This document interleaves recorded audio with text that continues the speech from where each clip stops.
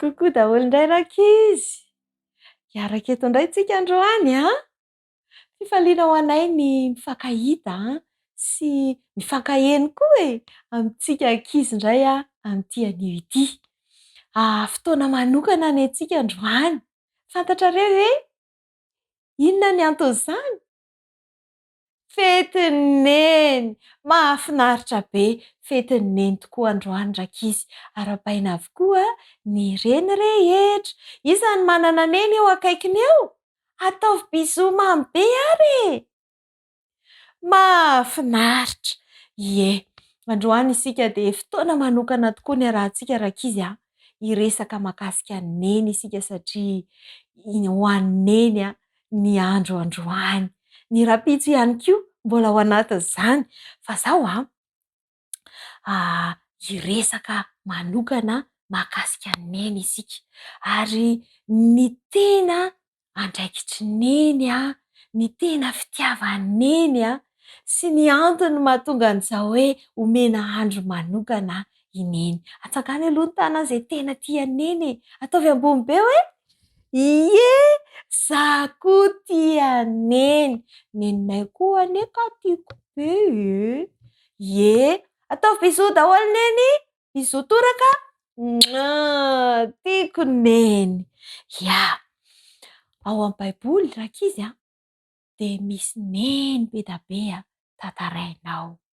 Ny zavatra mahafinaritra dia manao ezaka daholo ireo Neny ao ireo mba hikolokolo sy hikarakara ny zanaka.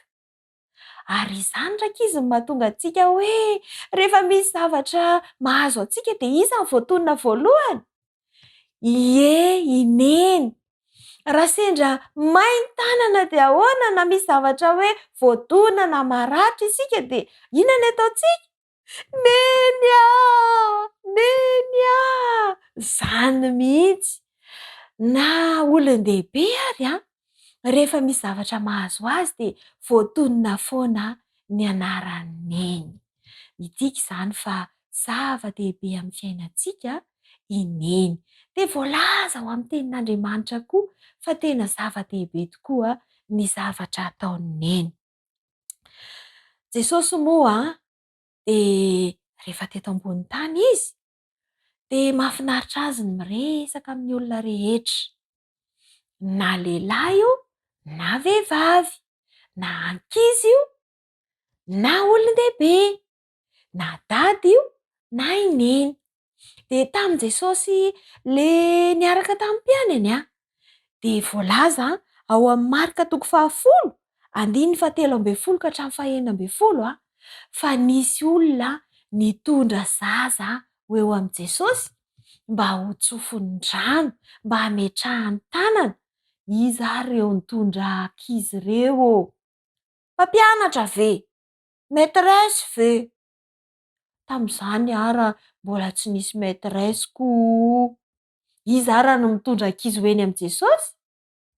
Ie, Neny be da be izay manana ankizy maro be. Neny dia miasa saina mandrakariva ho an'ny zanany ary tiany raha ohatra ka apetraka eo am-pelatanan'i Jesosy ny fiainan'ny zanany. Izay no nahatonga an'izy ireo nitondra an'i Jesosy aingana dia aingana, nitondra ny zazakely aingana dia aingana ho eny amin'i Jesosy mba ho tsofin'ny rano. Inoantsika tokoa fa Neny be da be mihitsy no nitondra zaza ho eo amin'i Jesosy. Tena tian'ny ankizy ange i Neny ary mieritreritra manokana ny momba azy ireny.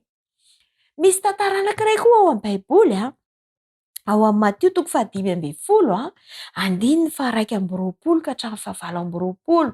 Matio 5:12 1:20 ka hatramin'ny 20. Tantarana vehivavy anankiray indray io izay tsy jiosy izy ka nanity izy fa nanana zanaka marary izy. Tena marary ary efa ila ho faty mihitsy. Nampijaliany devoly mafy mihitsy ilay zanany dia nataony marary be. Dia izao nakany amin'i Jesosy ity vehivavy ity. Na dia tsy mifandray aza ny jiosy sy ny kananita tamin'izany andro izany dia tsy mba nahoany ity vehivavy ity fa lasa izy niazakazaka nakany amin'i Jesosy, niankohaka teo anatrehan'i Jesosy izy nangataka fanasitranana ho an'ny zanany. Eny fa na dia mody tsy ny raharaha azy Jesosy, na dia mody ny teny marary azy Jesosy, na dia mody ny teny azy Jesosy hoe fa nga izay natao hikarakara anareo, fa nieritreretin'ny le olona mihitsy ara fa nataon'i Jesosy ohatra ny hoe amboa kely mihitsy ary izy, tsy mba nampaninina azy izany. Fa nekeny ny nanetry tena tanteraka noho ny fitiavany amin'ny zanany.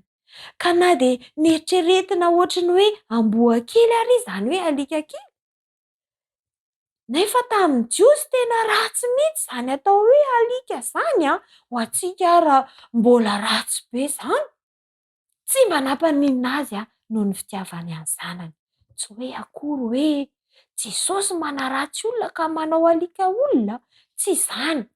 Efa fantatry Jesosy ny ao am-pony sy ny ao an-tsainy dia tiany Jesosy ho fantatr'ireo olona rehetra manaraka azy ny finoan'ity vehivavy ity, dia mba mody nataony an'izany satria tiany ho hitan'ny olona rehetra ny fitiavany'ity reniny zanany sy ny finoany amin'i Jesosy. Dia mody nataony an'izany. Dia nasehon'i Jesosy fa tena nanafinoana ity vehivavy ity, dia nahazo valisoa izy sitrana soamantsara ilay zaza. Izany hoe manao izay azo atao rehetrarehetra mihitsy neny rehefa tsy salama ny zanaka. Mody izany tokoa ve ny ataon'ny neny anareo rankizy? Rehefa tsy salama nareo dia tsy matory mihitsy neny, fa tsapaina foana sao dia mamay. Lasa izy mipetraka eo akaikinareo, mivavaka izy. Be da be mihitsy ny zavatra manahirana ny neny rehefa misy zavatra tsy mety eo amin'ny fiainan'ny ankizy. Rehefa tsy mahay tsara ny ankizy any am-pianarana dia indro neny fa manampy, avia zanako andaontsika hianatra. Moa ve tsy mahafinaritra ny zavatra ataon'ny neny? Mendrika ho tsaroana tokoa i neny rankizy amin'izao fotoana izao. Tsy ireo ihany fa maro ny tantara ao amin'ny Baiboly izay mampianatra antsika an'izany fitiavan'ny neny izany. Ny ohabolana moa dia nanome teny ho antsika. Ilay lehilahy indrindra dia nanoratra teny anankiray, ohabolana anankiray mahakasika an'izany fitiavan'ny neny izany. Fa kay rehefa manao zavatra tsy mety isika rankizy dia tena malahelo neny. Andeha ange jerentsika ohabolana 10:1. Ohabolana 10:1 dia izao no lazainy: ny zanaka Endry mahafaly ny rainy, fa ny zanaka adala mampalahelo ny reniny. Raha vao manao adaladala isika rankizy na tsy maka-toa na manao zavatra tsy mety, manao ditraditra izany dia maninona hono neny? Malahelo i neny. Voalaza ao anaty Baiboly izany. Dia izao rehefa malahelo neny dia aza miteniteny foana hoe neny koa te alahelo any. Fa tena marina, tena malahelo ny fon'ny neny raha vao manao zavatra tsy mety ny ankizy, satria neny dia miady mafy mandrakariva hikarakarana ny ankizy. Tiavo neny rankizy iza moa no tian'ny neny teo? Ie, kopakopaka ary, mahafinaritra. Izao tsika rankizy dia mbola hanaraka tantara anankiray ao anaty Baiboly izany dia ho hitanareo tsara hoe inona indray ny ezaka nataon'ny neny ho an'ny zanany rehefa saika lasan'olona ny zanany, saika nangalarin'olona ny zanany, saika natakalozin'ny olona vola ny zanany. Inona indray ireny nataon'ny neny? Andeha hoarahintsika ity tantara ity.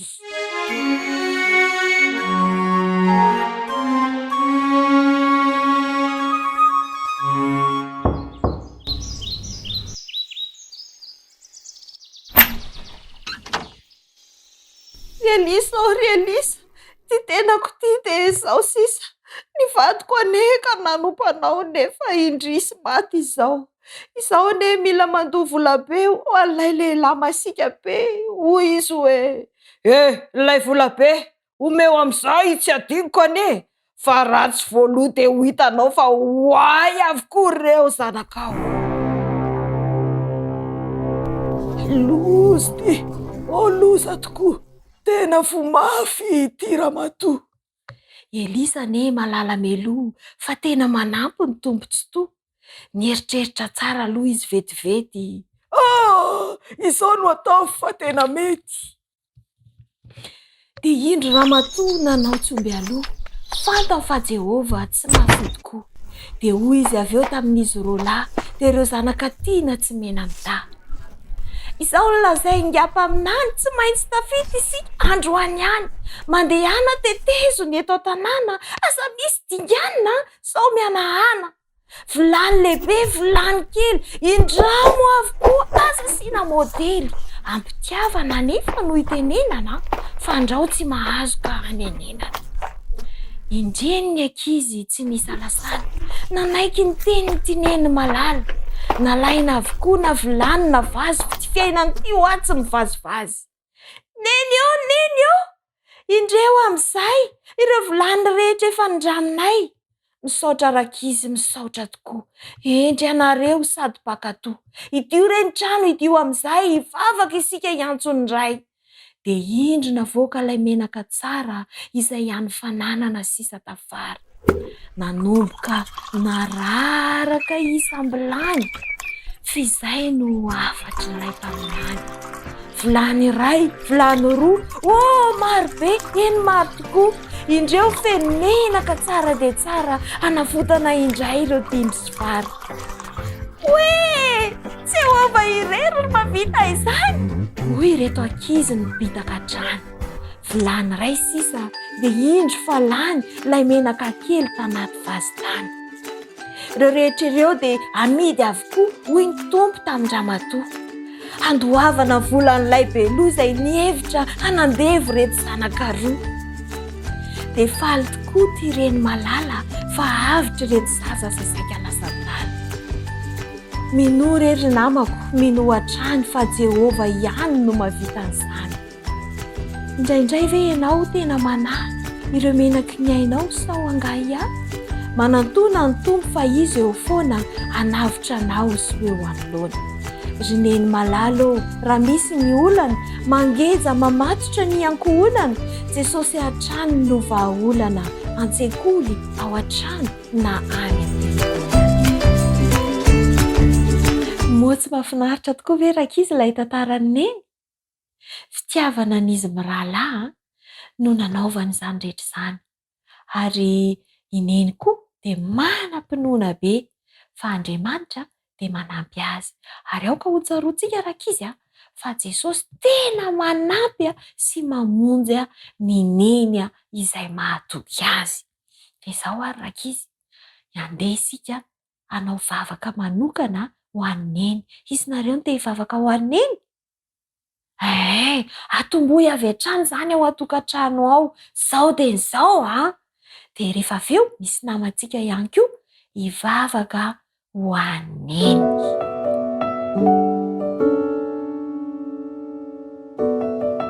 Miaraka hivavaka isika. Andriamanitra mbola efa misaotranao izay fa nomenao izao fotoana izao afaka mankalaza ny fetiny reny. Tahinao ny inganenao ny tany reny rehetra dia mitombona andro tombontona izy ireo amin'ny anaran'i Jesosy. Amen.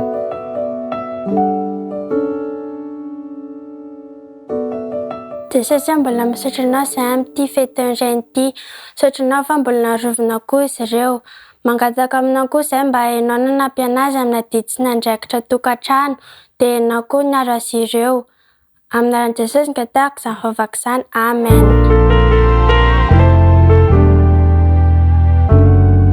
Manahoana daholo sika rakizy? Salama tsara daholo sika ankizy? Mahafinaritra izany. Amin'ity an'ity isika dia hianatra asa tanana miavaka kely indray rakizy. Efa akaiky izao ny fetin'ireny dia andao isika hanao asa tanana izay ataontsika fanomezana ho anendy mba ho fanehoantsika fitiavana azy amin'ny andro manokana io. Hitantsika ve ity zavatra ety an-tanako ity? Mahafinaritra! Ity no andeha ho amboarintsika mba ho ataontsika fanomezana ho anendy ary atao anatiny ato raika izy dia misy zavatra surprise be tahaka izao. Afaka asiantsika 4 firarian-tsoa tonom-bavaka ho anendy. Ahoana ary ny fomba ahafahantsika manamboatra tahaka ity? Andeha ary isika hitanisaina hoe inavy ny zavatra homanintsika ankizy. Mila taratasy manana endrika efajoro isika rankizy ary mila manana taratasy manana endrika fo. Dia izay ny fitaovana izay ho ampiasaintsika: ny crayon de couleur ary ny hety sy ny lakaoly izay ary no homanintsika ankizy. Dia andao ary isika hiaraka ao anatin'ny fanamboarana.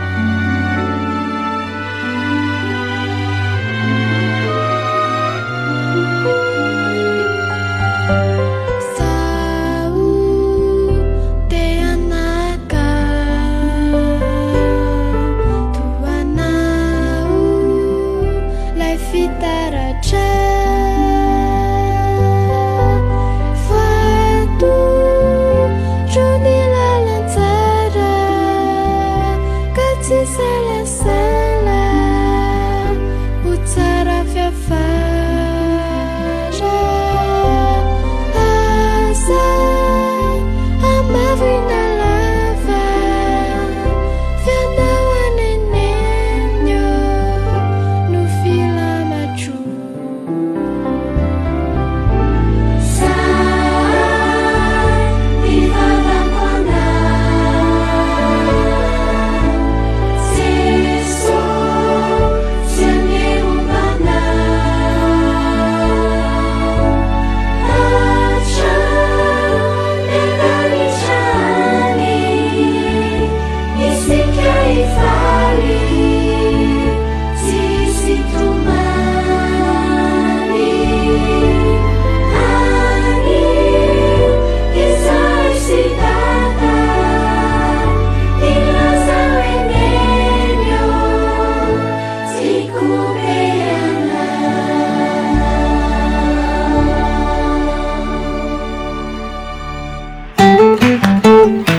taratasy manana endrika carré lehibe indrindra raika izy no andeha ho resintsika voalohany indrindra. Ny zorony anankiroa mifandipatra ataontsika izay iaonan'ireo zorony anankiroa ireo ampionana tahaka izao. Rehefa tafahoana izy roa dia tsindrintsika ity mba hamelany faritra izay nivalonan'izy roa. Sokafantsika indray avy eo ny taratasy dia ny zorony anankiroa izay mbola tsy navalontsika teo indray no ampionantsika. Rehefa vitantsika izay raika izy dia andao ny zorony ery ambony sy ny ety ambany ampionantsika, izany hoe lasa mivalona roa izany izao ny taratasintsika. Rehefa vita izay raika izy dia mahazo carré misy soritra mazava tahaka izao isika. Dia araka iny soritra iny no hamalonantsika ny taratasintsika dia mahazo endrika tahaka izao isika. Alaintsika indray ary ilay sary fo izay hetezantsika amin'ny alalan'ny taratasy ho apetraka eto ambonin'ity taratasy ity raika izy, ity sary fo ity mba ahafahantsika manoritra sarina fo eto amin'ny taratasitsika. Arahantsika tsara izany iny soritra fo iny.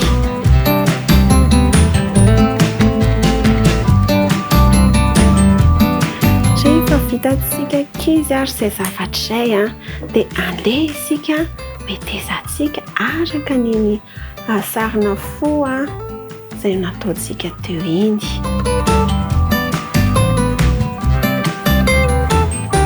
Aniny daholo izany ny ankizy eto arahana tsara ny soritra izay avy nisoritantsika tamin'ny crayon teo. Rehefa voahety iny raika izy dia mahazo an'ilay sarina fo tahaka an'ilay netezantsika teo isika. Isika no mamaritra ny habeany araka izay itiavantsika ankizy azy. Nahazo an'ity dia afaka apetraka eto aloha ity, fa andeha indray ho raisiko ny taratasy hafa loko ary efajoro kely kokoa noho ilay efajoro nampiasaintsika tamin'ny voalohany teo. Dia ny fahamalonantsika azy raika izy dia tahaka an'ilay tamin'ny voalohany teo ihany. Avalontsika ho lasa telozoro tahaka izao. Sokafantsika indray dia raisintsika indray ny mifanohitra aminy. Avalontsika atao mahitsy tsara raika izy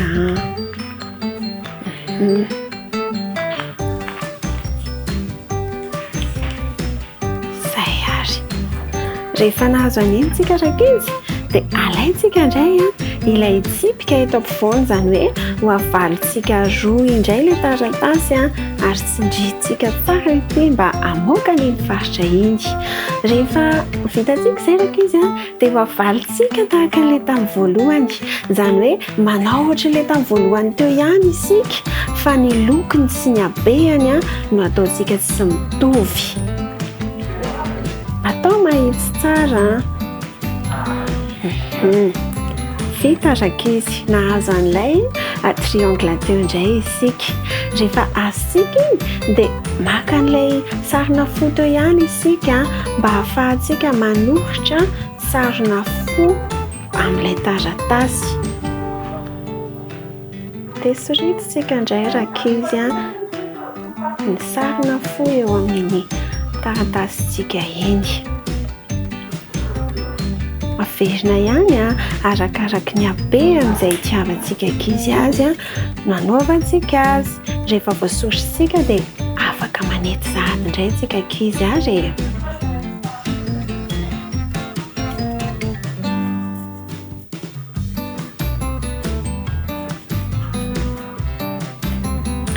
Zay, nahazo kara isika raika izy ary ity kara anankiray faharoa ity sokafantsika ilay lehibe tamin'ny voalohany teo. Rehefa sokafantsika izy dia mahazo tahaka an'izao isika. Dia ity kara nosoratantsika faharoa ity koa sokafantsika ary ho apetantsika amin'ny lakaoly ho eo ambonin'ilay tamin'ny voalohany. Dia asiantsika lakaoly izany mba ahafahantsika mametaka azy iraikitra amin'ilay kara tamin'ny voalohany. Tao fanetsy tsara.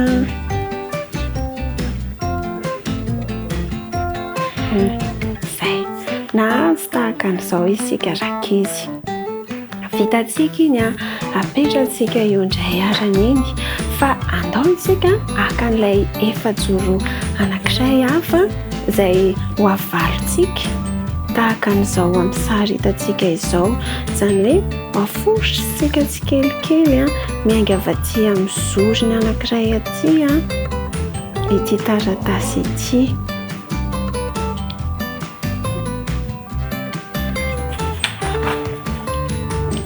Mandeha tsikelikely zany tsika mamoritra azy io rakizy.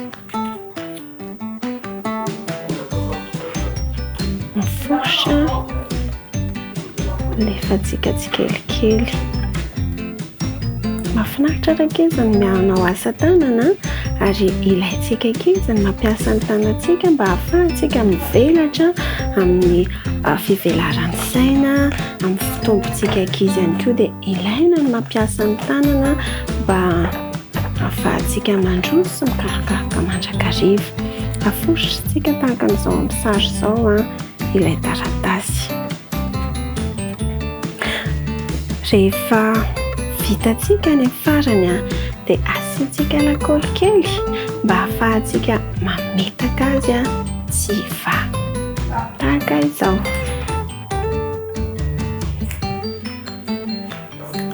Apetratsika eo ariny rehefa vitantsika. Fa andeha hiverina ato amin'ilay taratasy teo isika. Eto amin'ity kaira ity isika dia afaka manoratra arak'izay itiavanareo ankizy. Ohatra izao tsika afaka manoratra hoe maman. Afaka manoratra ihany koa isika hoe tahiny Jesosy.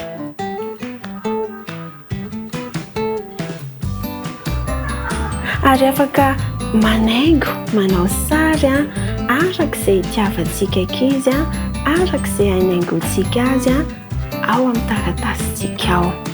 Rehefa vitantsika iny rakizy dia andeha ho avalontsika araka ny namalomantsika azy tamin'ny voalohany.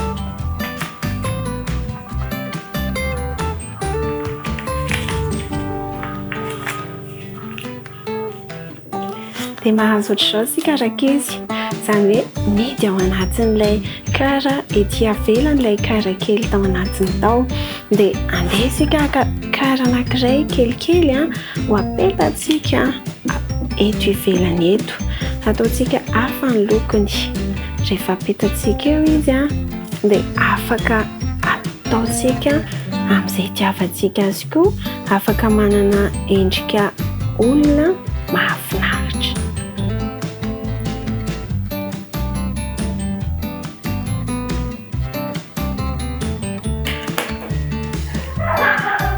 Dia isika ankizy no manaingo sy manatsara ny asa tanantsika arak'izay itiavantsika ankizy azy.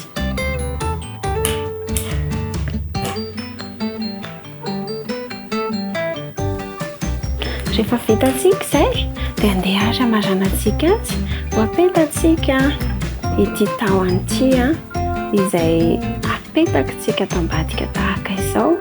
Dia iny ny mitondra an'ilay kara kely izay ho atolotritsika ankizy ho fanomezana ho an'iny.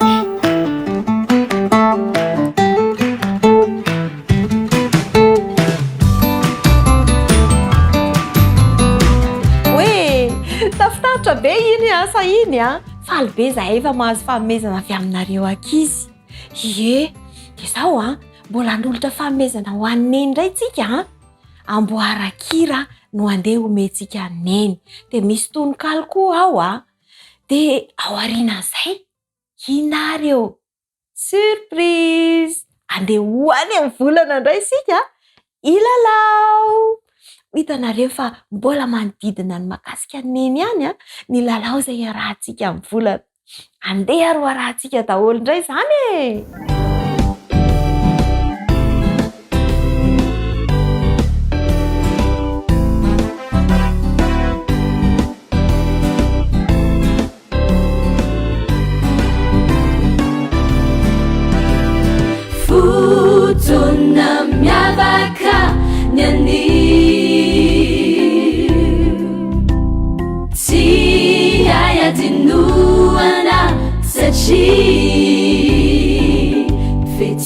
toko zao andro izao nefa tsy nitsatray anao nanasoana izanakao neny modely hatramizao izahay no tsy vavaka de noho ianao rineny izahay reno endry de noho ireo anatrao izahay no nanjary sakaizany Jesosy de noreo tantara maminataonao ka misaotranao nenyo tsy nebe ianao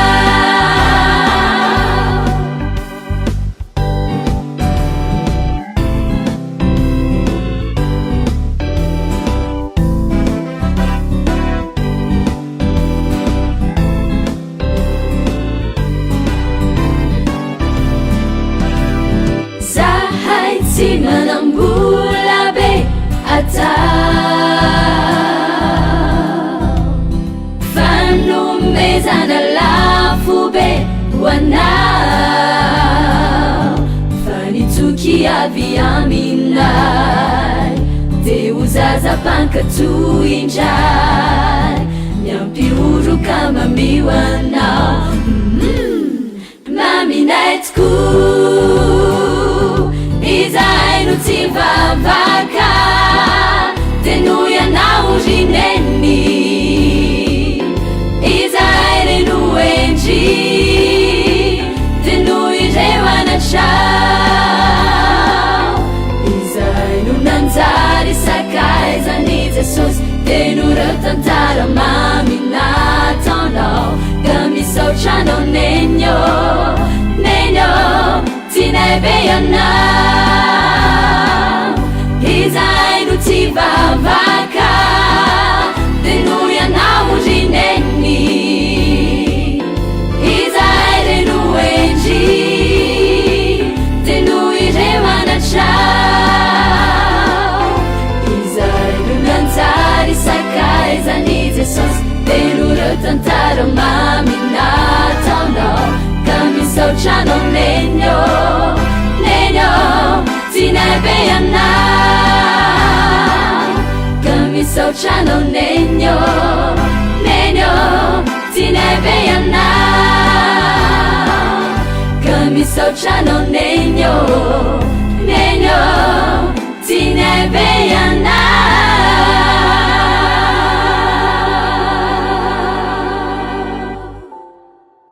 ho aneny no nifetinao neny no andrariako ity izao soratra isan-dalateny entiko ara-pananao raha neny ty tsy misy fitaka na mety tezitra mangarika raha neny mbola nampibitaka rakivo sy mavaloarika ry neny niezaka mamita ny adidinao tsy azo takomana milofo mafy atafita ny zanaka sy ny ankohonana eny fantatro ry neny fa sarobidy loatra ianao tsy ho ampy akory raha izay teny no entiko ara-pananao ka nivavaka ho anao no anehoako ny arabako ho ela velona ianao ry neny tiako sy fibadako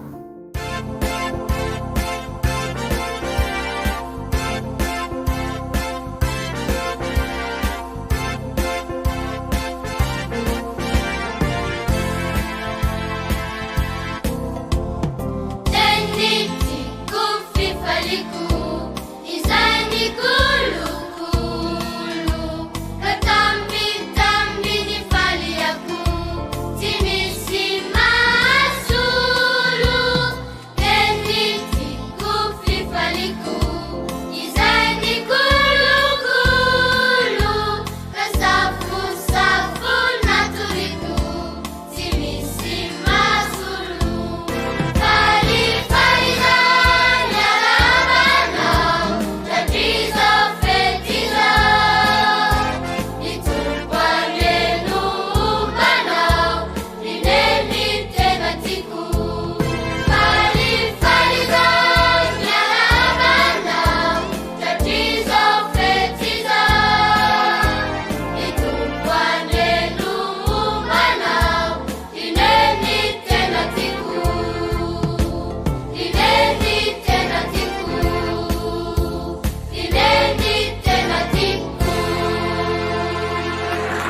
Ny anatrineny. Izao dia ianarao ny sasalovia, mitetika anana sy voatabia, manaro fako ary nitsaka rano, mandamy bandriana sy mamafa trano. Sasalamba ny basika izao dia izaro, atoboy moramora amin'ny bakiraro. Ny manjaitra rovitra torak'izany, sao anenenana indray androany. Iakody-mbiaso, neny mahandro, miantsena amin'ny saina izay laoka atoandro. Dia fantaro tsara ny hoe fitsitsina, tsy hirobaroba rehefa ao aoriana. Raha rehetra izao dia andramo, fa tsy moramora ny mitokantrano. Any Andromanitsy hiatsika irery, ka sao sahirana tsisy an'i Neny. Ny mpanoratra Nitiany Osy.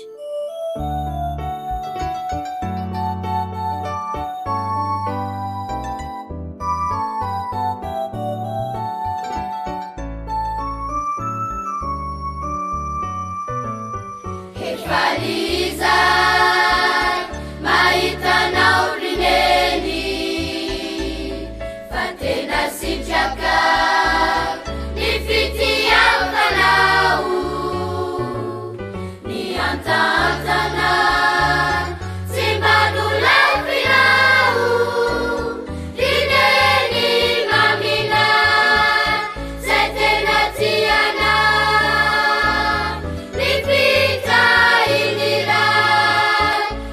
aminao hatrany. Kutokino ume nanao ry Neninay,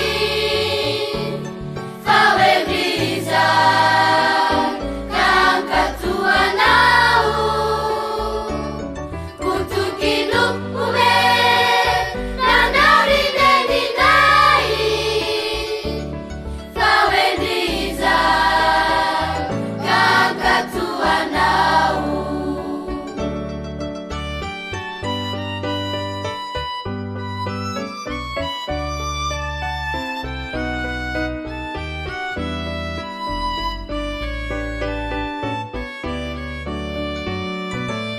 Tutiniratito mampaeldratrany,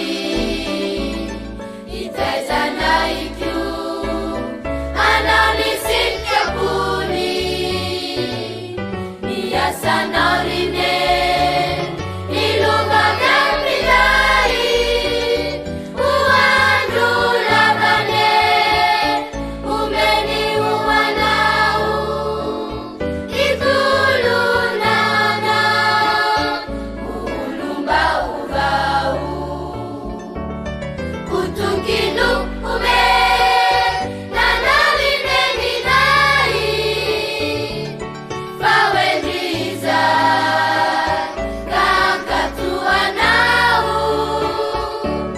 Kutokino ume nanao ry Neninay, fa wendriza kankatoanao.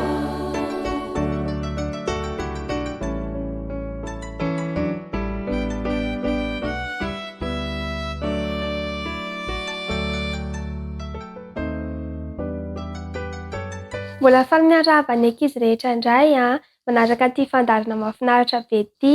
Dia androany koa dia miarahaba ny rehetra natratry ny fetin'ireny. Dia mahakasika an'izay fetin'ireny izay dia ny kilalao antsika androany dia momba an'ireny daholo. Fa kajy indray ny ataontsika androany, izany hoe mametraka fanontaniana dia isan'ny valiny. Ohatra izao hoe firy izao ohatra ny anadahany Miriam, dia 2 valin'izay satria Mose sy Arona. Dia rehefa mitendray ao aoriana dia ampianareo na analanareo na zarainareo arakaraka. Vonona daholo? Dao ary kilalao fanontaniana enina no apetraka amintsika androany dia izay indray ny valintsika. Dia any afarany dia miteny hoe iza ny tsy nandiso satria ny fitambaran'ilay isa rehetrarehetra no valin'ny fanontaniantsika farany. Voalohany indrindra ary dia hoe soraty ny isan'ny zanak'Israely, izany hoe firy izany ny isan'ny zanak'Israely ao amin'ny Genesisy 530, 420 no ahitantsika an'izay.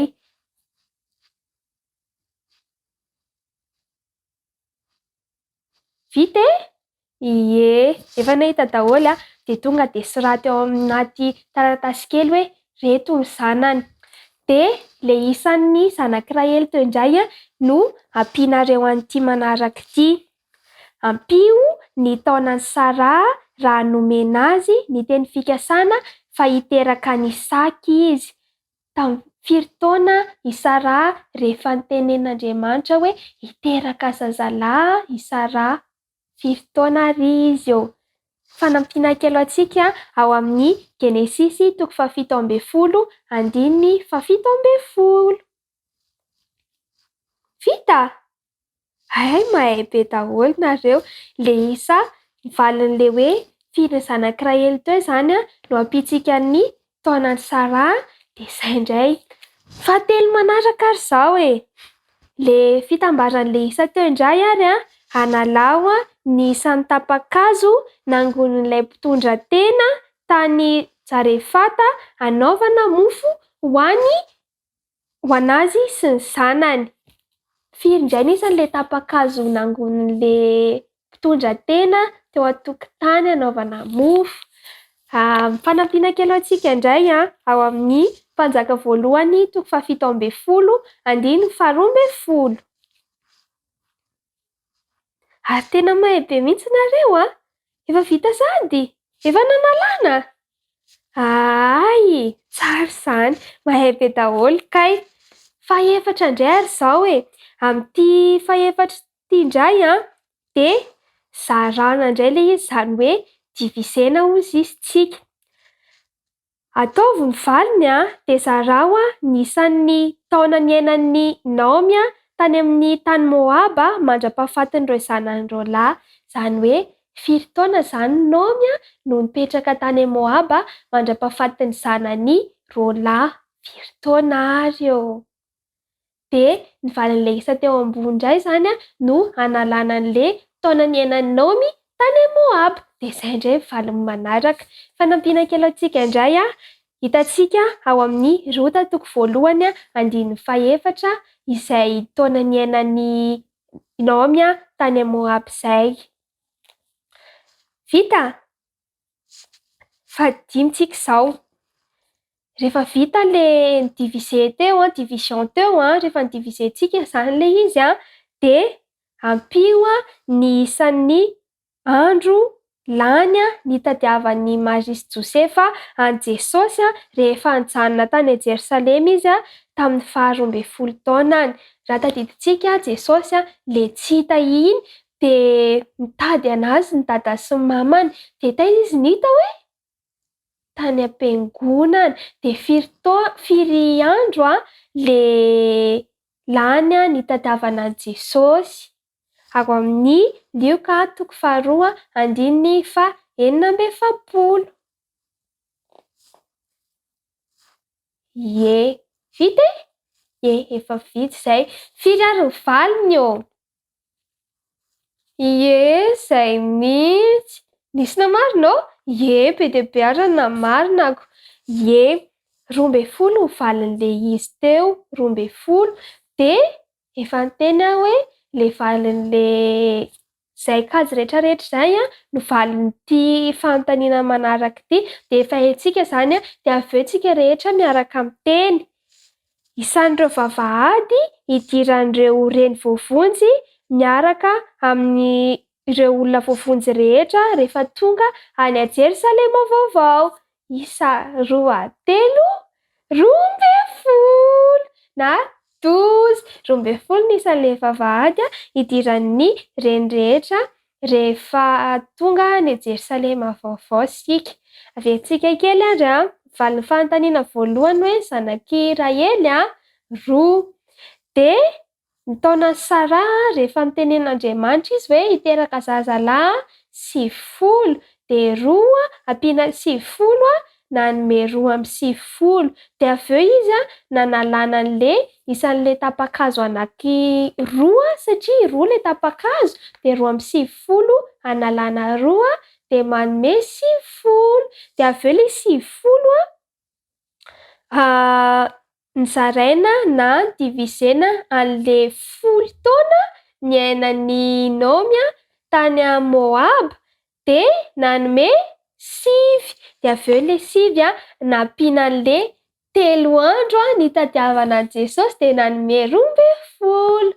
Eny ary izay indray ny kilalao antsika androany dia arak'ilay firariantsy teo aingane ny ireny rehetra mba hiditra any amin'ilay Jerosalema vaovao daholo dia hiaraka amintsika rehetra kosa ny ankizy kely manaraka ny fandaharana manaraka indray veloma.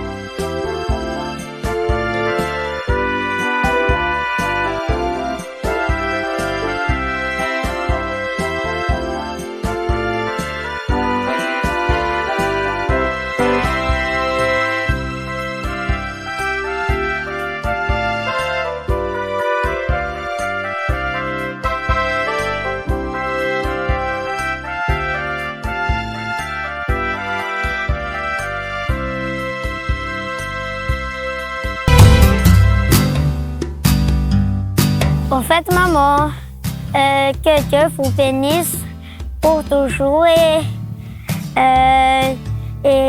soyez heureux, ne sois pas triste. Bonne fête, maman. Tikanao ineny, Jesosy ombanao. Mamiko loatra anao neny, ka amin'izao fotoana izao dia mirary anao ho salama tsara sy ho ela velona. Bonne fête, maman. Mirava andreny rehetrarehetra natratra n'ity fety ity. Ny Andriamanitra ny hitahy anareo amin'ny zavatra rehetra ataonareo, na amin'ny asa tokantrano, na ny ampiasana, na ny adidy rehetrarehetra izay raketinareo. Dia Andriamanitra ny mandrotsaka ny fitahiana anareo rehetrarehetra sy hitahy anareo amin'izany rehetrarehetra izany. Dia bisous be daholo andreny rehetrarehetra.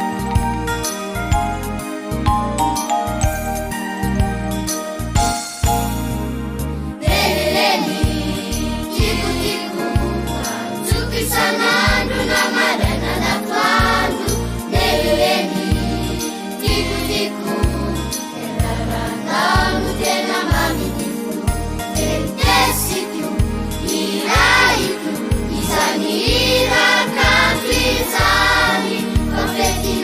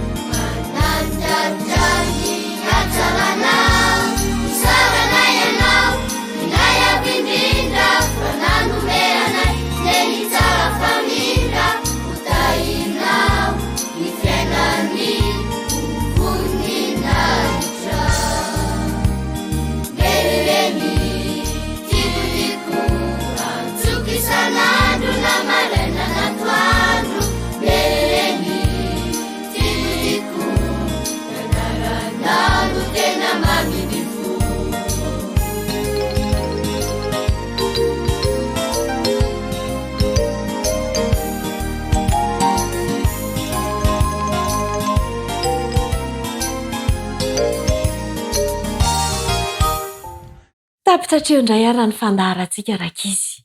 Inonay fa tena nafinaritra tokoa ny nanarahanareo an'izy iny ary nampitombo ny fitiavana be aneny. Reny firarian-tsoa rehetrarehetra reny dia isaorana anareo ankizy tsirairay avy. Dia izao aza mijanona amin'ny androany ihany fa izarao fitiavana foneny, irario soa foneny ary mivavaha mandrakariva ho aneny. Hatreo indray ary ny androany mametraka amin'ny mandra-piaona ho antsika tsirairay avy amin'ny manaraka indray.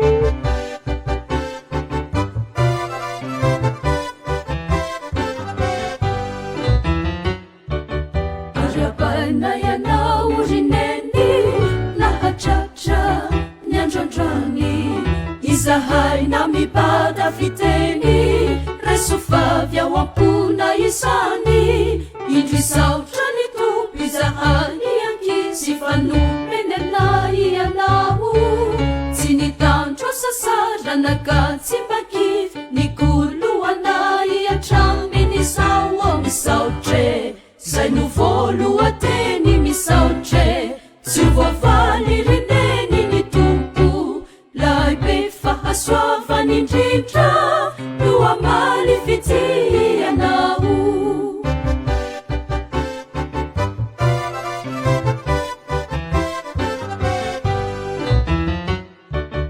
Arabaina ianao rineny nahatratra ny androandroany izahay na mibada fiteny resofavy ao ampona isany sy fivolana no nitondranao anay nisotronao ny rano tsy tiana tena mafy toko tsy nitarainanao fa mamy ao ampo ilay sanaka tianao misaotre zay no voalohateny misaotre tsy voavaly reneny ny tompo lay be fahasoavany indrindra no amaly fitianao.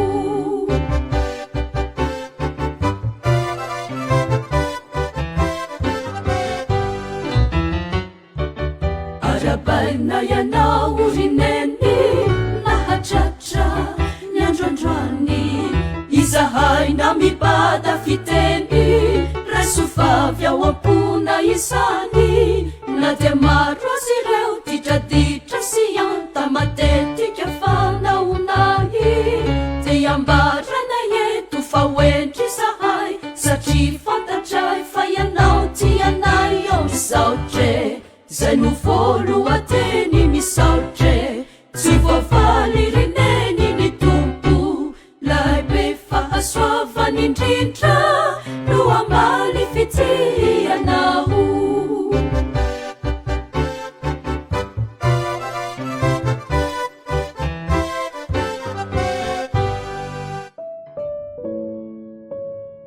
Ny toanao tsy misy fantso ny poiran'ny aina mamelona fanantenana tontaratry ny andro maraina ka fanilo ny lalanombana sambatra indrindra ianao vehivavy toanao no nitondra ny mesi tena afa loatra ianao ko tsy mitsiki lay pahary mihitsy no nanefy ianao hiavaka hanampaharetana amin'ny lafiny rehetra tsy lona loatra anaty indrisitra sendra tojo lalandavaka fa hijoro pampahery satria ny teniny mitoetra mananjary indrindra ianao fa nomena tombon-da ino anantena fa ny sedry izay mandalo mampiorina kokoa zafa tsy tanondrika sy maly eo ampiatriana ny adidy satria ho avy maromaro no iankina ny safidy tsy misy fahoriana natao tsy ho tapitra fa miseho tokoa ireny atongana ho aharitra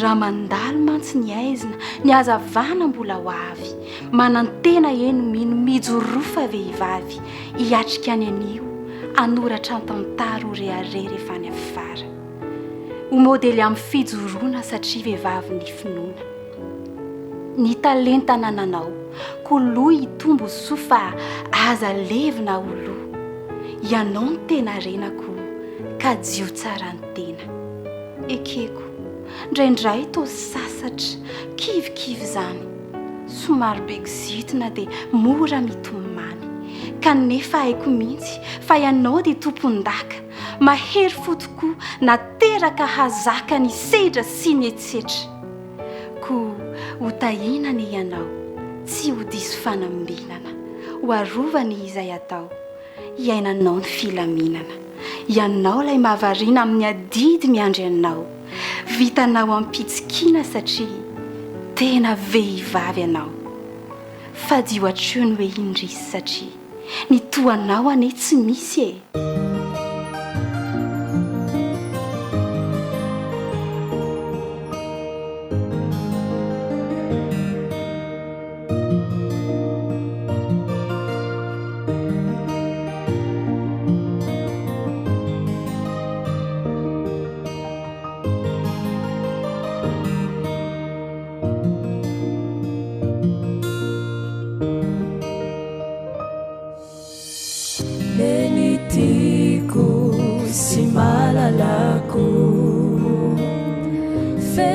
Falina funa mananao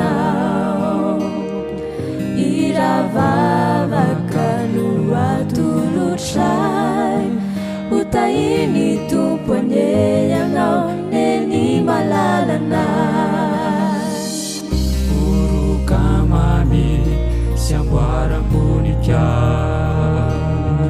dibuka falini zahai numeni tumponao ulumban zahai nuyanao kafisana watulutai fukachini fu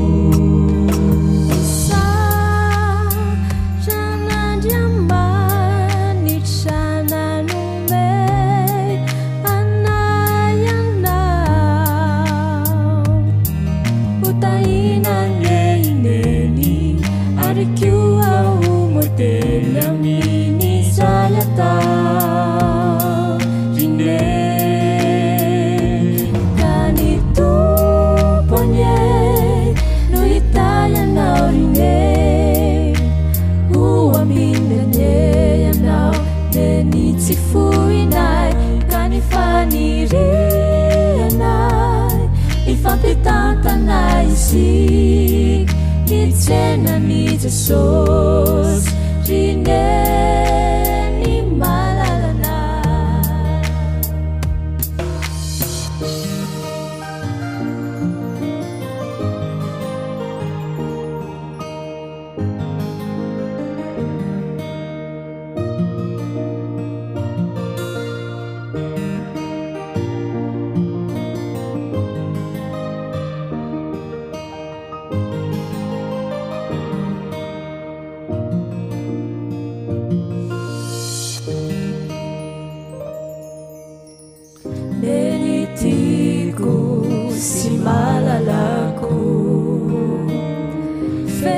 Falina funa mananao iravava kalua tulutrai utaini tumpone yanao neni malalana uru kamami siambuara munikas dibuka falini zahai numeni tumponao ulumban zahai nuyanao kafisarna watulutai fukachini fu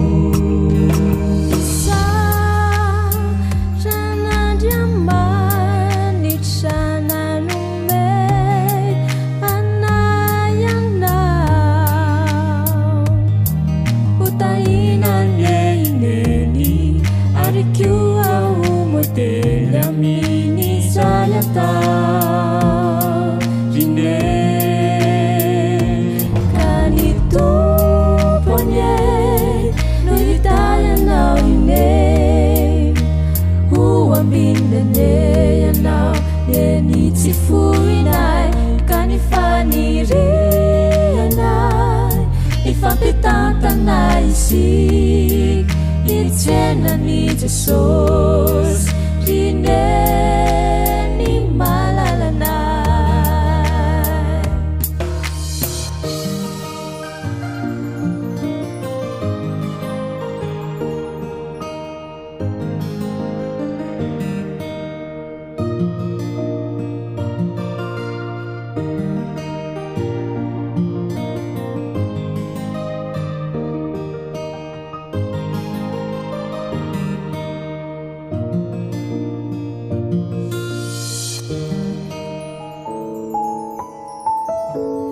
vetso ho anneny. Ataoko ahoana ny angina metra ny vavatsy teny no zao andro sarobidy voatokana ho anao rineny, ka indro falazaiko izay mba takatry ny saiko ho kaloko hatrany hatrany amin'ny teny izay mba haiko. Filay anaranao rineny no iriko dadidy, lay niaritra ny mafy sy ny tondra ny mangidy, lay anarany angotiana vita sikotra tampoko, mamafa ranomaso rehefinjay ao fatoloko. Neny ilay antsoko raha maraina, fa manaly irony sento manamaivana taraina, ilay dradraiko raha antoandro, fa fanilo manazava lehibe no ny masoandro, ilay fetsiko raha alina, ka manainga ny vinaniko hikalo sy andalina.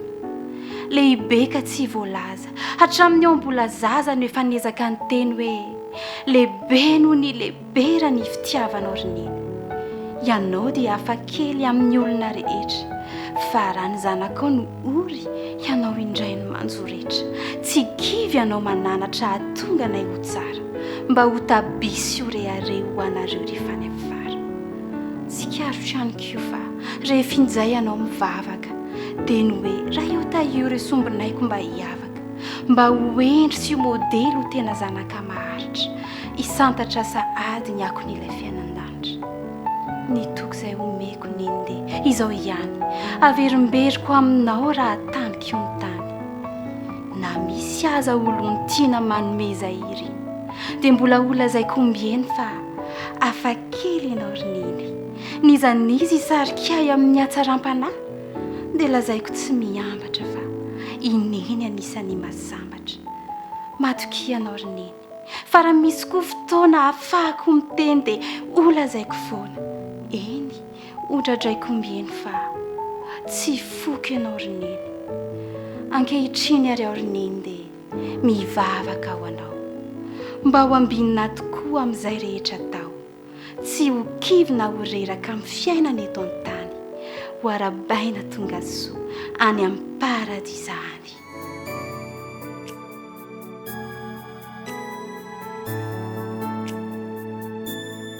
Olona iray izay tena tia anay, nanampy anay hatrany mba ho endry sy mahay.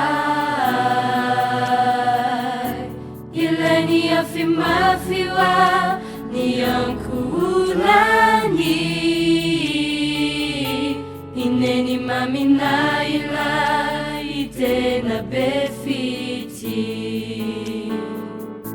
Na dia tsy nankatozay, ineny tsy nandao,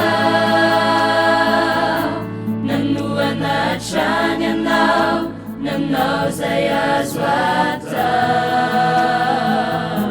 Nivavaka dia tsy natao, ny ambanin-javatra, fa tiany aneny zanany ho tena miavaka. Anio izahay rineny ny tehisatrana, fitiavana lehibe hatrany no nasehona. Ny kely anafatratra nanazay azo atao, tsy ovavany marineny ny nisovitana.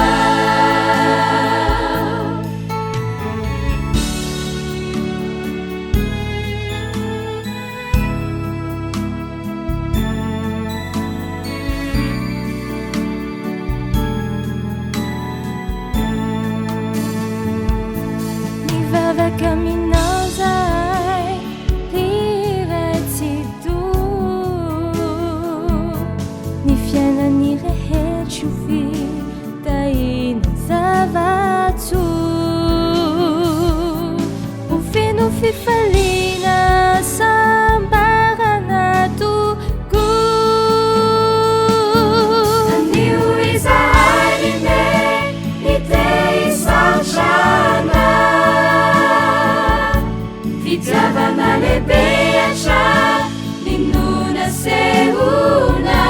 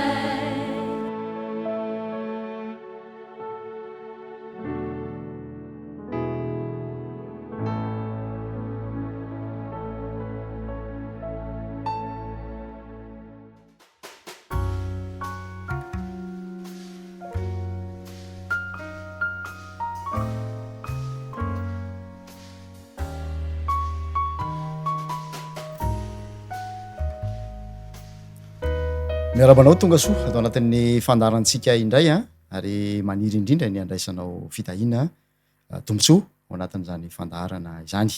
Mbola miaraka amintsika eto an-trany ny pasteur Nepalatiana Fanera izay vonina trany ilaza ny fahatsaran'ilay ny antso antsika ao anatin'izao fandarana izao. Miarabanao tonga soa pasteur. Miaraba anao namanadinao fifaliana mandrakariva mony ionana noho ny famindrapon'Andriamanitra no mbola maty izao antsika ary manona ny fiatanan'ny tompo anao anko izay vona mandrakariva hiaraka aminay amin'ny alalan'izao fandarana izao. Mbola manohy hatrany ilay famaboasana ny Matio toko fahenina ny vavaka nampianaran'ny tompo isika ary androany dia hanana tombontsoa manokana satria somary amintana kely ho an'ireo izay sambany manaraka ny fandarana, ho an'ireo tsy dia nahatratra n'izany hatramboalohany ary indrindraindrindra ho an'ireo izay efa liana sy todina ihany koa handray ny toy ny fandarana.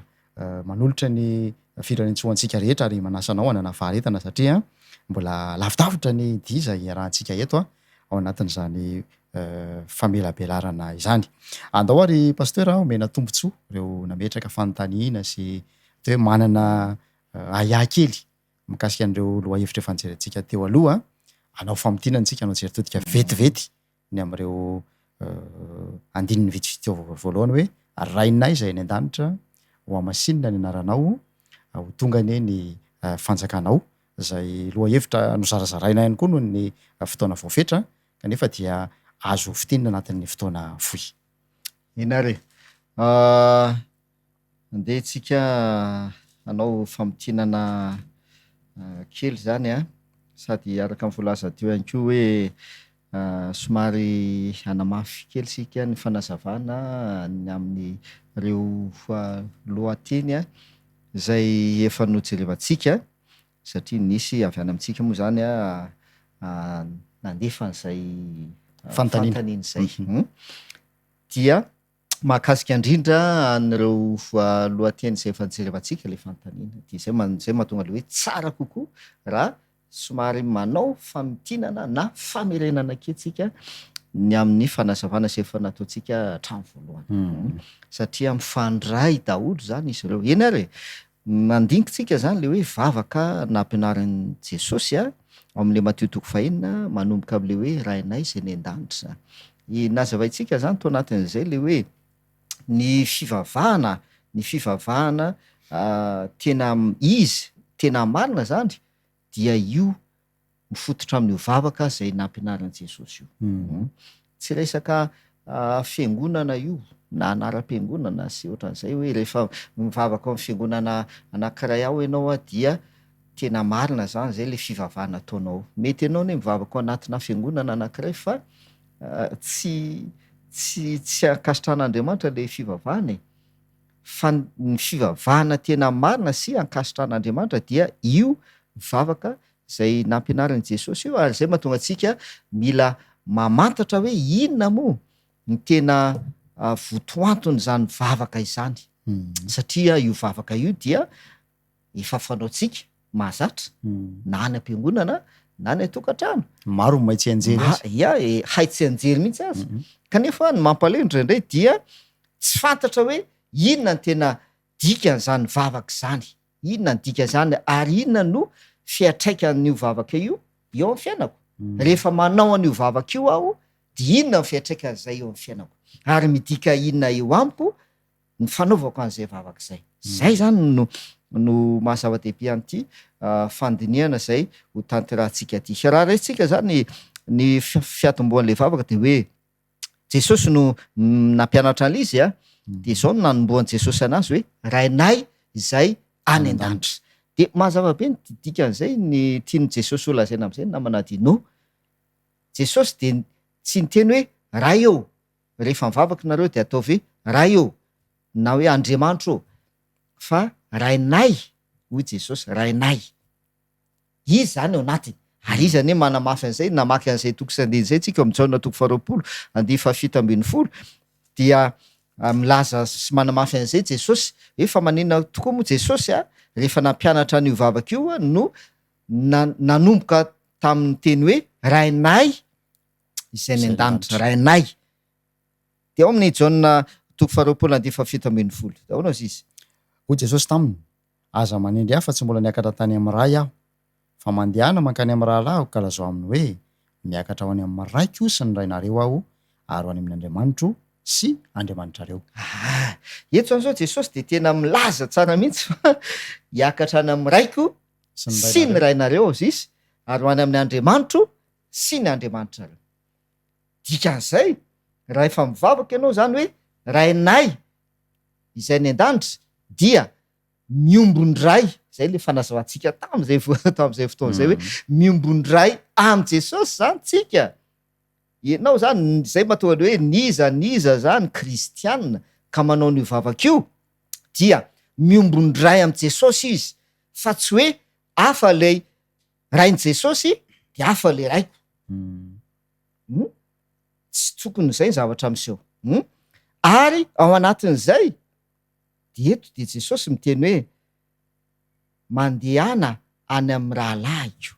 Aika zany tsika raisin'i Jesosy ho toy ny rahalahiny piraita-po aminy zay mahatonga an'io vavaka io hoe rainay hitambarantsika am' Jesosy zany io ray zay atsotsika any an-danitra io hitambarantsika am' Jesosy de enao zany am'izay fotoana zay dia raita-po am' Jesosy ka enao io ary niantsonanao am'izay fotoana zay de tahaka ny antsona Jesosy de zay le jerevantsika koa tam'izay fotoana zay mazava be le izy zanak'Andriamanitra.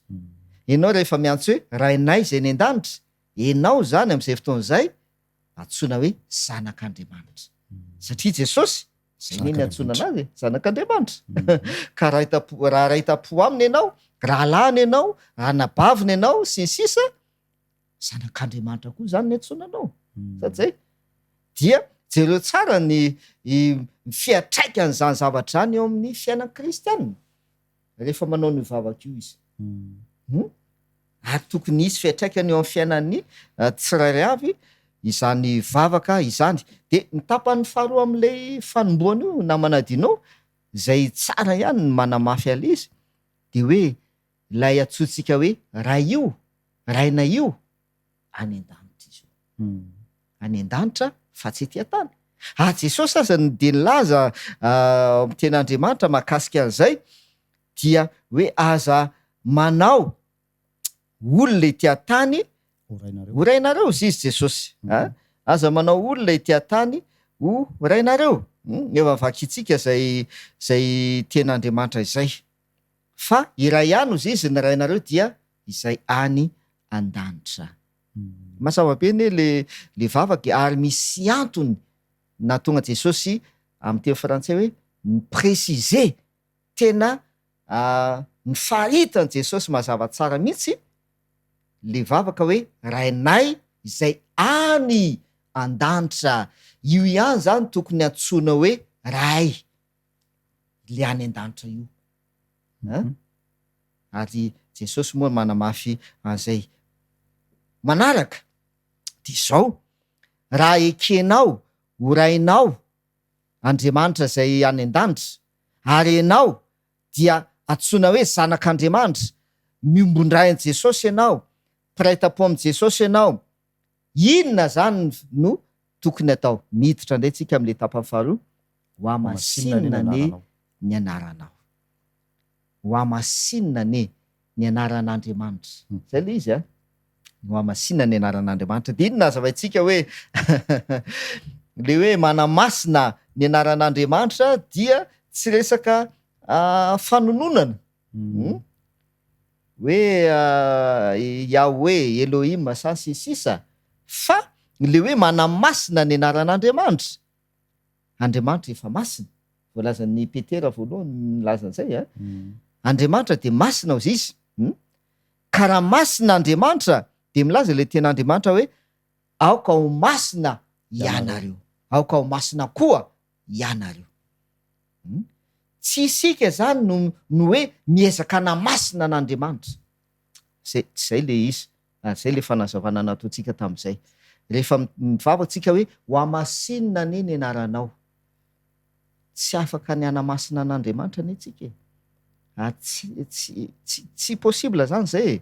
hoe tsika mpanota olombelona no andehana masina satria lasa mandearaka ny feheveratsika l izy de izay mahatonga ny reny zavatra reny namanadinao ohatra hoe manamasina le olona no manamasina dia manao fombafomba sady zay manao fombamanammasina toerana manamasina zavatra anankiray lasa any amy zavatra tsy izy le izy de lasa fombafomba le izy fombafomba fa tsy zay le hoe manamasina ny anaran'Andriamanitra de nazavaintsika iny hoe Andriamanitra nanonona ny anarany ao amin'ny Exodosy 4:7 Andriamanitra nanonona ny anarany de rehefa nanonona ny anarany Andriamanitra de mazava be le voalaza ao Jehova Andriamanitra mamindra fo maro-po sady be famindram-po sy fiantrana sy sisa mamela heloka aike toetra le anarany toetran'Andriamanitra kay le anarany rehefa nanonona ny anarany Andriamanitra tamin'ny Mosesy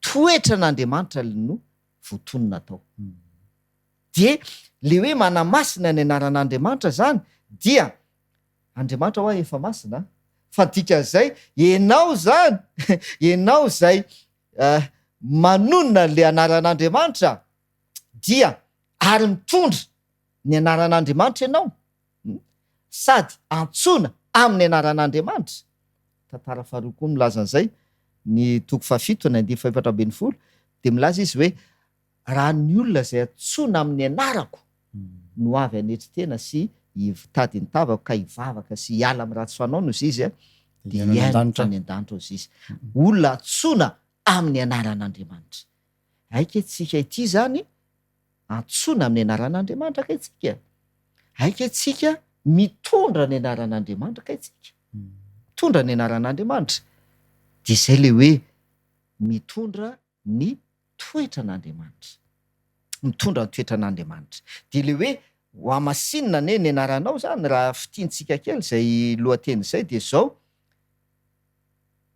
ianao zany dia manana ny toetran'Andriamanitra zay tsina fa famasinana de tokony rehefa mivavaka zany ianao hoe manonona ny hovavaka io zany dia tokony ho resy lahatra ny amin'ny zany ianao ary manaiky mba ho tanteraka eo aminao lay vavaka fa tsy tonona fotsiny izy ho amasinina ne ny anaranao Andriamanitra kanefa zavatra hafa ny ataonao na ny fitondrantenanao na ny toetranao zany tsy mifanaraka am'izay akory tsy tena aminao kory lay famasinan'Andriamanitra tsy tena aminao zay ny elizy tsy tena aminao ny famasinan'Andriamanitra ary zay zany raha fitiana mahakasika le hoe ho amasinina ny anaranao de misy lohateny fantaniana nandidina mahakasika an'izay na manadinao leo amin'ny famasinana zany voalazan'ny Lebreo 2:12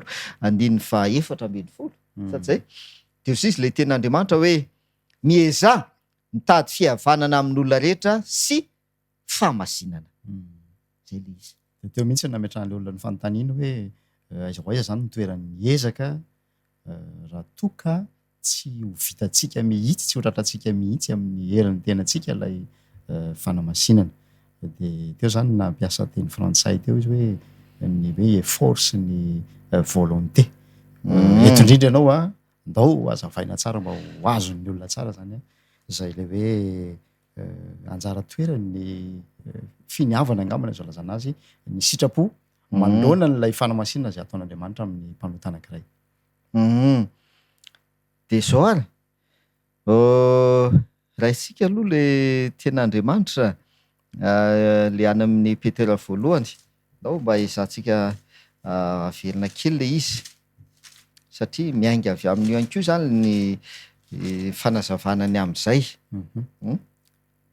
Petera voalohany 2 de ny 5:10 sy ny 4:10 Petera voalohany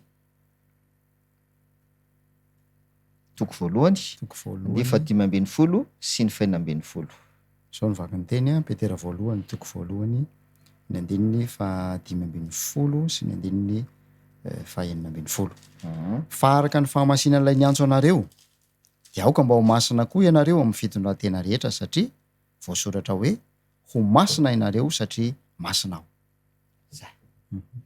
Araka ny fahamasinan'ilay niantso anareo de aoka mba nina koa anareo? Ho masina. Aoka mba ho masina koa ianareo. Le Andriamanitra mihitsy zany mitaky an'le fahamasinany. Zay aloha zany zavatra voalaza le tena Andriamanitra de mitaky an'le fahamasinana amintsika. Satria masina ao izy de aoka mba ho masina ianareo. Araka ny fahamasinan'le niantso anareo de aoka ho masina koa ianareo. Andriamanitra mihitsy zany mitaky fahamasinana. De eo zany miditra le fantaniana hoe ahoana ary ny atateraka an'izany. Misy ezaka avy amintsika ve ny amin'izany fahamasinana zany? Raha mitaky an'le fahamasinana amintsika Andriamanitra, tsika ve nandeha hiezaka mba ho tonga masina? Eo man zany le mila zavaina tsara. Miezaka mba ho tonga masina ve tsika sa ahoana? Ho tratratsika ve ny marika zay fitakiana? Zay ihany koa. Ho tratra ve zay mazava ho azy moa zany na manadinao fa raha isika no miezaka ny ho masina, tsy ho tratratsika le fahamasinana.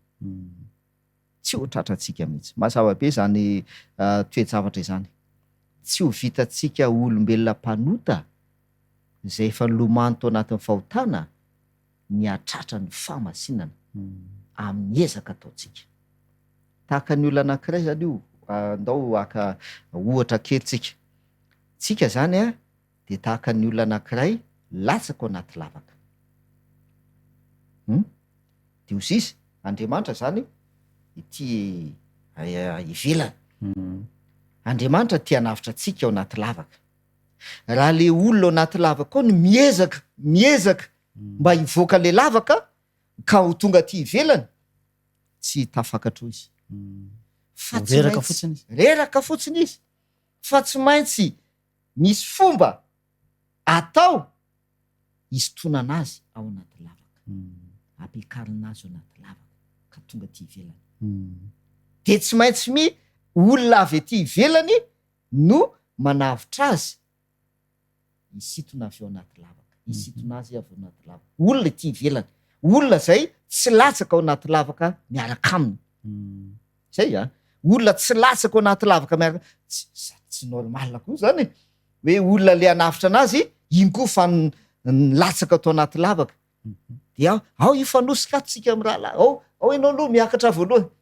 Tsy mety io. Tsy maintsy olona tsy latsaka atao anaty lavaka no misitona an'le olona hiakatra avy anaty lavaka. Zay ane Jesosy. Jesosy le olona zay tety ivelan'ny lavaka tsy latsaka atao anaty lavaka. Tsy nanota izany dikany. Zay ny elizy hoe tsika olombelona latsaka atao anaty lavaka iny fahotana. Mba hahafahan'Andriamanitra manavitra atsika ao anatin'ny lavaka iny fahotana, Jesosy zay tsy nanota, Jesosy zay tsy latsaka atao anatin'ny lavaka iny fahotana, izy no afaka, izy reriany no afaka hamonjy atsika ao anatin'le lavaka. Eo zany aloha namana idino de efa mazava tsara zany ny amin'le hoe ezaka. Tsisy ezaka azotsika atao zany mba anatrarana ny fahamasinana. Tsisy ezaka avy amintsika mihitsy. Fa kosa eto zany raisikoana le ohatra satria avy amin'izay no isotonatsika de avy eo amaky ten'Andriamanitsika. Fa kosa raha latsaka atao anatin'le lavaka le olona ka te hiala ao anatin'le lavaka izy, le olona zay hamonjy anazy efa io velan'le lavaka eo, vonona ny hanatsotra ny tanany hisitona azy. Inona ny zavatra ilaina sy andrasana amin'ity olona latsaka ao anaty lavaka ity? Na de efa eo aza le olona zay vonona ny hamonjy, vonona ny hanatsotra ny tanany hisitona anazy. Inona zavatra andrasana amin'le olona ao anatin'le lavaka? Eo amin'izay miditra le volonté. Volonté. Raha tsy manana volonté ilay olona ao anatin'le lavaka, ina moa zany? De tsy inona zany fa le hoe tena maniry izy, tsapany fa eo zany izy, tsapany aloha voalohany indrindra toerana misy azy. Toerana misy azy. Miainga avy amin'izay le izy. Tsapany toerana misy azy, ary avy eo rehefa tsapany toerana misy azy, de tsapany ihany koa fa tsy afaka ny hamonjy ny tenany izy hiala amin'io toerana io. Fa tsy maintsy mila mpamonjy. rehefa mitambatra zay rehetrarehetra zay miseho am'izay lay volonté tena mangetaeta vonjeo hoe tena mba vonjeo hoe mila famonjeny e sisisa rehefa hita n'lay olole tia ivelany zay a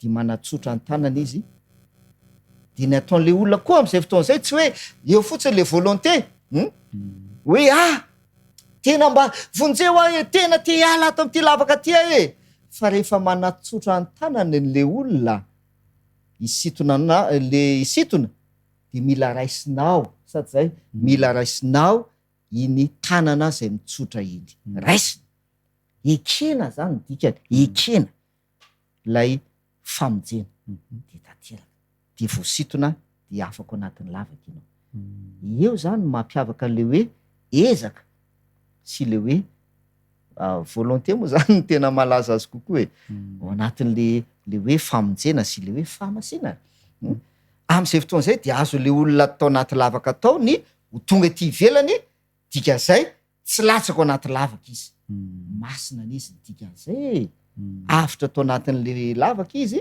lavaka iny fahotana manana fahamasinana izy dikany efa tsy anaty lavaka intsony de tsy indray izy andeha ivelona ilatsako anaty lavaka zay mahatonga an'Andriamanitra ny miteny hoe araka ny fahamasinan'ilay nyantso anareo aoka ho masina koa ianareo le fahamasinana ny raha tena marina amin'ny teny tokana de hoe tsisy fahotana zay le fahamasinana tsisy fahotana manana fahamasinana fa ndao tsika maki ten'Andriamanitra ary zay manamafy an'izay fanazavana zay efa mivakitsika any izy ty Tesalônina voalohany toko 5:7 fa 7:20 Tesalônina voalohany toko 5:7 fa 7:20 zao no vaky miteny ary Andriamanitra ny fiadanana ny hamasina anareo samy ho tanteraka ka aoka harovana avokoa ny fananareo sy ny ainareo ary ny tenanareo ho tanteraka ka tsy hanatsiny amin'ny fiaviany Jesosy Kristy tompontsika ary Andriamanitry ny fiadanana ne hamasina anareo samy anino izy samy ho tanteraka tanteraka samy ho tanteraka de ozy izy Jesosy any amin'ny Matthieu toko 5:7 ao mba avakio kely Matthieu toko 5:7 Matthieu toko 5:7 zao ny vaky miteny koa am'izany aoka ho tanteraka ianareo toy ny fahatanterahany rainareo zay any an-danitra ake zay le fahamasinana tanteraka Andriamanitra ny fiadanana ny hamasina anareo samy ho tanteraka ka tsy anatsiny amin'ny fiaviany Jesosy mitohy mantsy zany le izy satria aorianan'le hoe ho hamasina ne ny anaranao de miditra le hoe ho tonga ne ny fanjakanao de zay zany le voalazan'le Tesalônina hoe Andriamanitra sy ny fiadanana hamasina anareo ho tanteraka ka tsy anatsiny amin'ny fiaviany Jesosy Kristy rehefa ho avy Jesosy andrayntsika ho any am'le fanjakana de olona masina no raisiny olona tanteraka olona tsisy tsiny na azo mbola ampianankio hoe olona tsisy fahotana satria vao velaeloka de eo am'izay miditra am'izay le Tesalôniana vakitsika am'izay ny toko 7 Tesalôniana voalohany toko 9 misy an'izy iny Tesalôniana voalohany toko 9 ny 9:7 ka hatramin'ny 9:10 toko 9 Tesalôniana voalohany toko 9 ny 9:7 ka hatramin'ny 1:10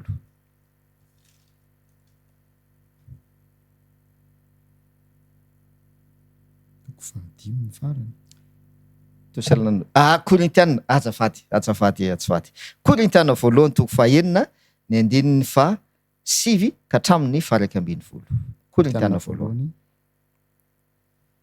toko 9 9:7 ka hatramin'ny 1:10 moa tsy fantatrareo fa ny olona tsy marina tsy mba andovan'ny fanjakan'Andriamanitra aza mety ho fitahany ianareo fa ny mpijangajanga sy ny mpanompo sampy sy ny mpakavadin'olona sy ny sodomita sy ny mpangalatra sy ny pierina sy ny mpamamo sy ny mpanaratsy ary ny mpanao akiriny de tsy mba andovan'ny fanjakan'Andriamanitra ary efa mba toy izany ihany ny sasany aminareo saingy efa voasasa ianareo efa no hamasinina ianareo efa no hamarinina ianareo tamin'ny anaran'i Jesosy Kristy Tompo sy tamin'ny fanahin'Andriamanitsika io le nazavaintsika hoe misy dingana voalaza zao.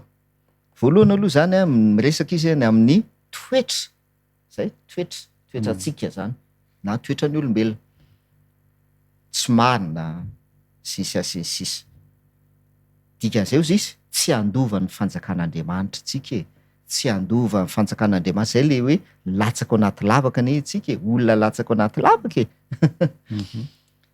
Kanefa ozy izy, kanefa efa mba toy izany ihany ny sasany. Ten'Andriamanitra moa de milaza na amin'ny Romanina 3 fa samy efa nanina ozy izy, efa nanota izy rehetra mihitsy a, tsika rehetra, ny olombelona rehetra samy efa nanota daholo avokoa. Efa mba toy izany ny sasany ozy izy, saingy eo am'izay miditra le izy efa voasasa.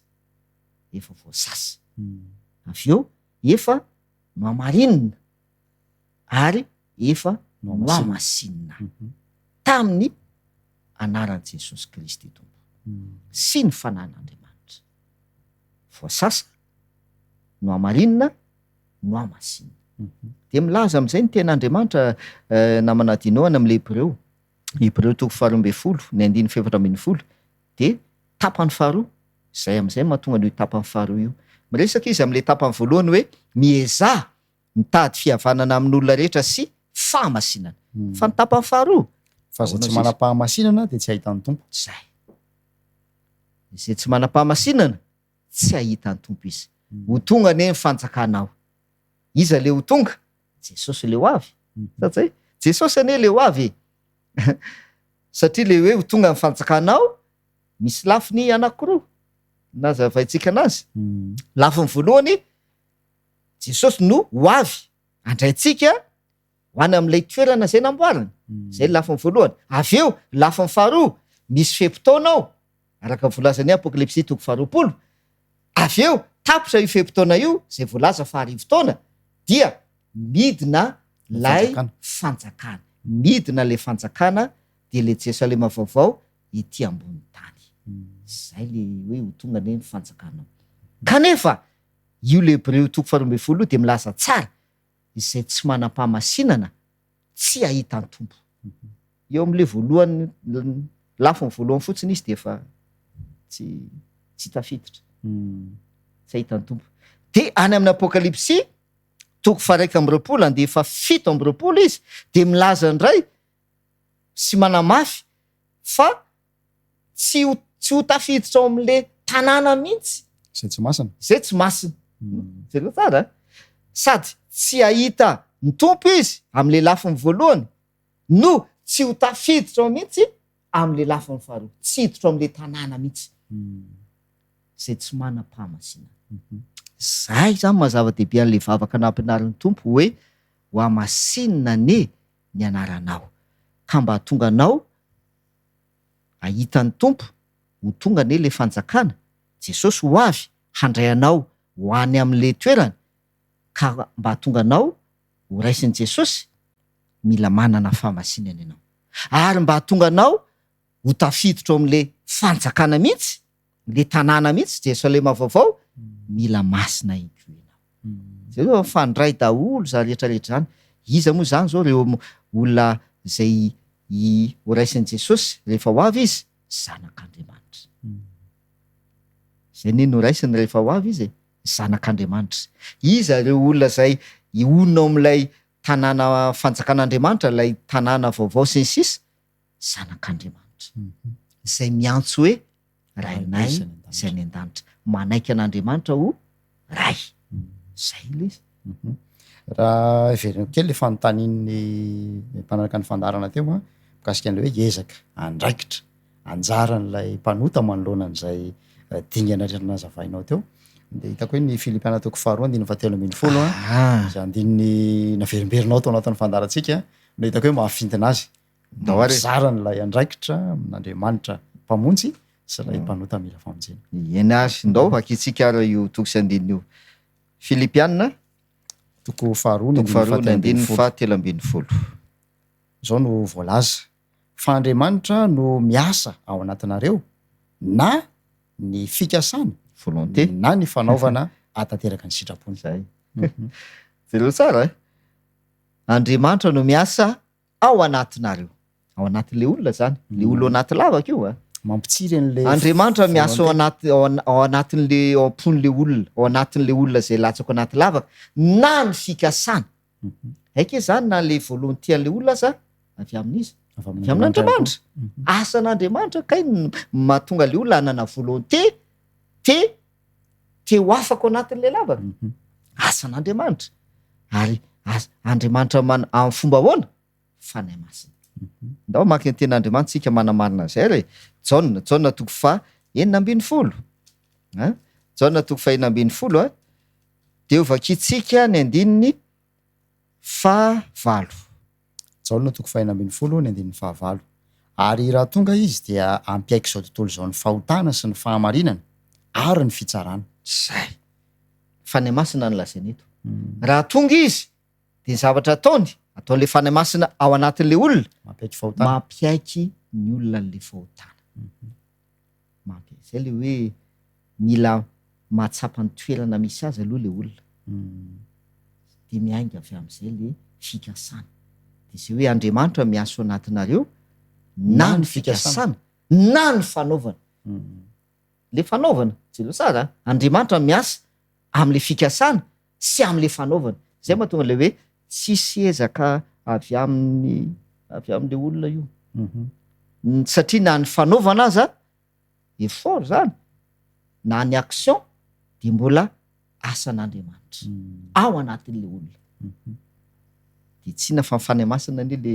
miasa asa fanahy masina ny zavatra rehetrarehetra ataonao ahoana moa ny atonga no afanao tsy manotaintsony tsy vitanao zany raha tsy misy ny asan'Andriamanitra ao anatinao de tsy na fanahy masina zay le hoe na fikasana na ny fanaovana mba hatateraka ny sitrapony eny ary zava-dehibe tokoa zay fanazavana atao hoe maintsolo menotra kely zay niverina tany am'ireo fanazavana teo aloha mba ahafahantsika manohy indray ny dinidinika amin'ny hoavy sao ran'Andriamanitra fa dia afaka nandray an'izany teny zany tampalianana isika ary nomeny fahafahana ihany koa tamin'ny alalan'ny pasteur Andriampartiana Fanera teto Androany ndao ary hoentanambavaky ny famotinana iny tafapetraka tsara ao amponin'ny mpiara-mianatra afatsika manao ny dingana manaraka indray amin'ny manaraka ianary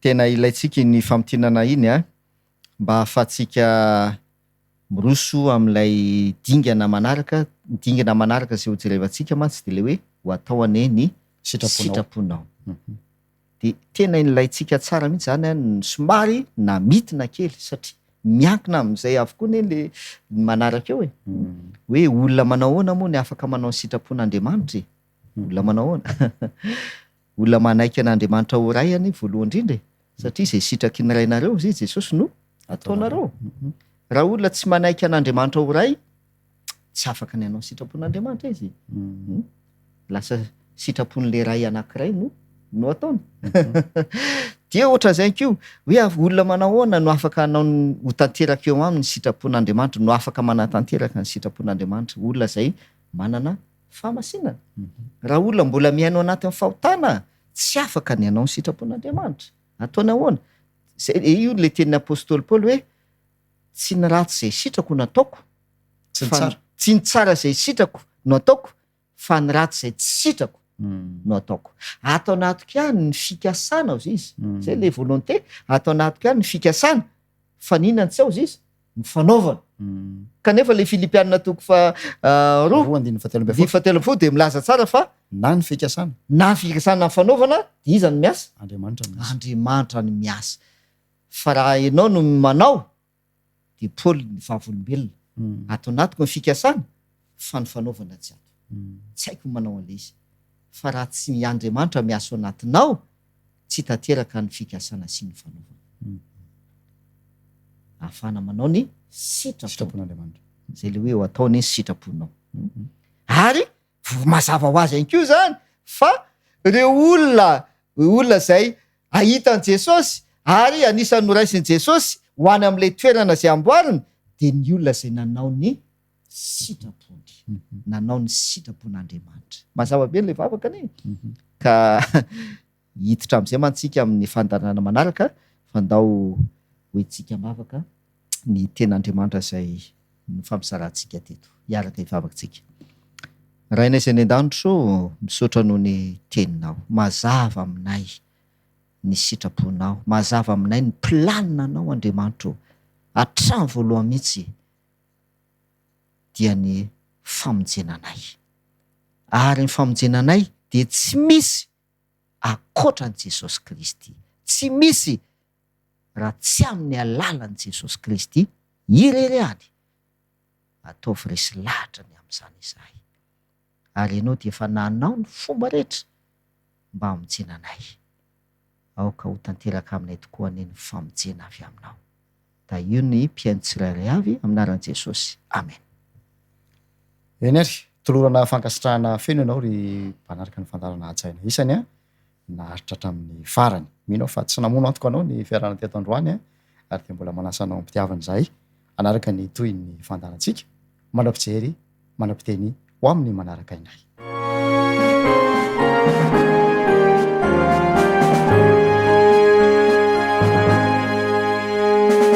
We have this hope that burns within our hearts, hope in the coming of the Lord.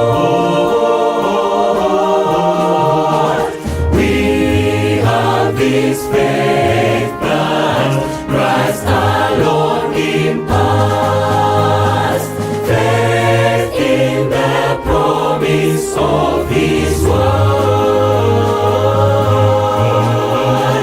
We believe the time is here when the nations far and near shall awake and shout and sing, hallelujah, Christ is here. We have this hope that burns within our hearts, hope in the coming of the Lord. We are united in Jesus Christ our Lord. We are united in His love, love for the waiting people of the world, people who need a Savior's love. Soon the heavens will open wide, Christ will come to claim His bride. All the universe will sing, hallelujah, Christ is here. We have this hope, this faith and God's great love. We are united in Christ.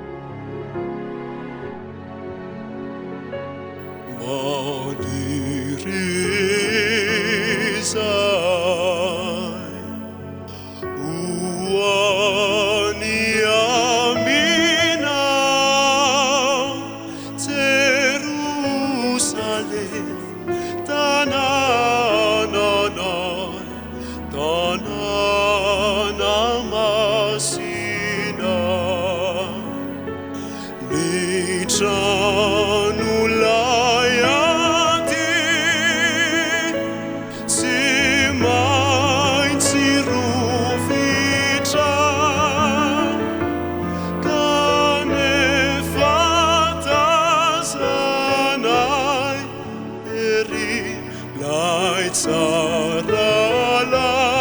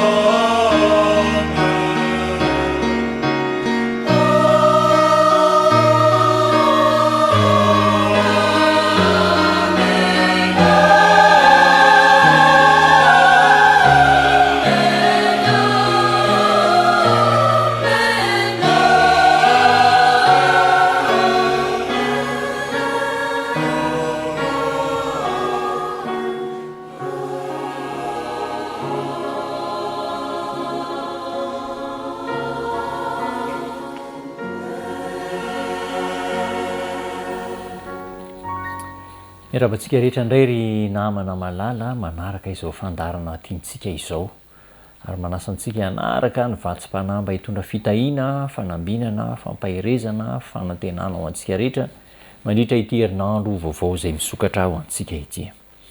Araka ny fantatsika dia mankalaza ny andro fankalazana ny atao hoe fetin'ny reny isika, fetin'ny reny mpianakaviana. Ary azo lazaina fa manan-danja manokana izany andro zany.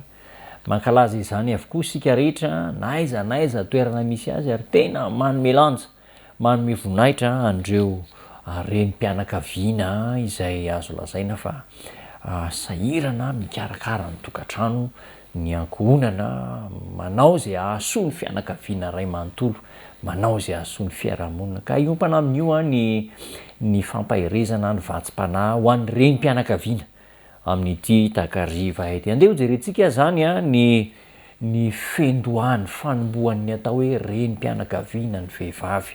Rehefa miresaka an'izay isika dia ao amin'ny boky ny Genesisy no ahitantsika azy. Andeha jerentsika izay voasoratra ao amin'ny Genesisy toko 7. Genesisy toko 7 andininy 20. Genesisy toko 7 andininy 20. Ovakitsika amin'ny anaran'i Jesosy Kristy. Ary raha lehilahy nanao ny anaran'ny vadiny hoe Eva, satria izy no renin'ny olombelona rehetra.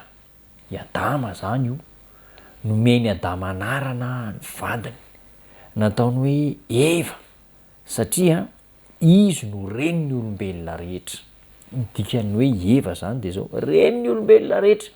Ary eo amin'io Eva io dia misy marika kely enina. Raha mamaky ny baibolitsika isika any tokantrano any dia misy marika kely atao hoe enina eo amin'le Eva. Dia hazavainy ery ambany ery ny dikany hoe Eva dia izao aina. Eva dia aina. Ary raha lehilahy nanao ny anaran'ny vadiny hoe Eva aina, satria izy no renin'ny olombelona rehetra. Avy ao aminy no hevin'ny aina rehetra. Ka andeha hanao raikim-po kely zany tsika manao hoe ny Eva dia mira vehivavy, Eva mira aina. Noho izany ny vehivavy zany dia mira aina. Avy ao aminy no ipoiran'ny aina rehetra. Ary tena ara-dalàna izany. Satria rehefa miteraka ny vehivavy dia lazaina hoe sombin'ny aina, ampahan'ny aina.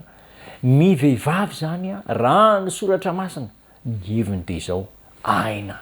Avy ao aminy no hevin'ny aina. Ary rehefa miresaka n'io aina io isika, ny tonga ao an-tsaina voalohany dia izao ny fahavelomana. Rehefa tsy misy aina dia maty. Ny vatana tsy misy aina dia maty. Ny vatana tokantrano tsy misy vehivavy zany dia maty. Noho izany tiana ho tsapantsika lehilahy, ho tsapanareo vehivavy ihany koa fa tena hay ny tokantrano ianareo, mamelona ny tokantrano ianareo. Ary misy fomba fiteny frantsay, izay tena marina mihitsy, manao hoe maison sans femme, corps sans âme. Inona ny hevitra zany adikatsika malalaka. Ny tokantrano tsy misy aina dia tokantrano maty. Zany ny tokantrano tsy misy. Tena zava-dehibe ny fisian'ny vehivavy ao anatin'ny tokantrano, ao anatin'ny fiangonana, ao anatin'ny fiarahamonina. Ka dia izao mampahery nareo vehivavy, mampahery nareo renim-pianakaviana, mampahery ny tokantrano.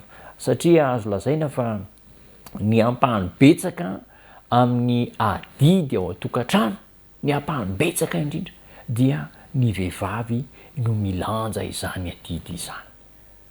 Izy no miantsoroka ny tsipiriany madinika rehetra, ny olana rehetra mitranga ao anivon'ny tokantrano, ny fandrahoan-tsakafo, ny adisanina mahakasika ny sakafo hohanina maraina atoandro hariva, ireo kojakoja ny tokantrano, ny akanjo ny ankizy, ny ray aman-dreny, ny fianaran'ny ankizy, ny ampahany be dehibe amin'ny zavatra mitranga ao tokantrano sy ny asa atao ao tokantrano dia matetika sy mazana dia mihatraika aminareo vehivavy. Inona ary no tokony atao amin'ity fihaonantsika ity? Tsotra ihany, ny fampaherezana, ny vavaka, ny fanohanana atao aminareo vehivavy. Ekena fa indraindray misy tsy lavorary ihany ny fomba fitantanana, eo amin'ny fomba fifandraisana, eo anivon'ny tokantrano a, fa de izao manome lanja kosa anareo vehivavy. Ao amin'ny soratra masinao a dia misy andalanteny eo amin'ny Efesianina 5 efa itsika rehetra tsenjery.